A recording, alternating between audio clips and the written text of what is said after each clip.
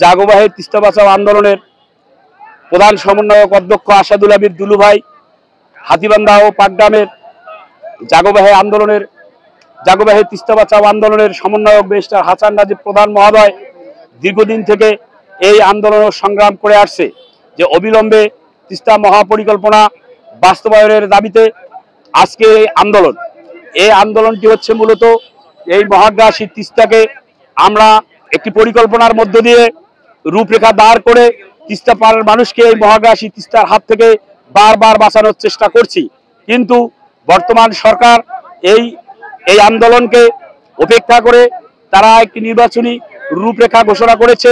এটি অত্যন্ত ভালো করেছে, কিন্তু আমাদের দাবি হচ্ছে যে কোনো সরকার আসার আগেই আমরা এই তিস্তা মহাপরিকল্পনা বাস্তবায়নের রূপরেখা দেখতে চাই।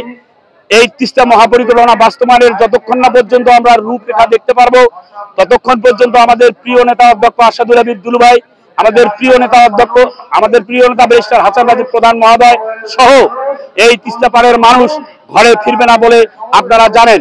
ইতিমধ্যেই এই তিস্তা মহাপরিকল্পনার উদ্যোগ কিছুটা হলেও আপনারা সবাই দেখতে পেয়েছি। আমরা আশাবাদী অতি দ্রুত এই আন্দোলনের রূপরেখায় এই সরকার এই তিস্তা মহাপরিকল্পনা বাস্তবায়ন করবে ইনশাআল্লাহ।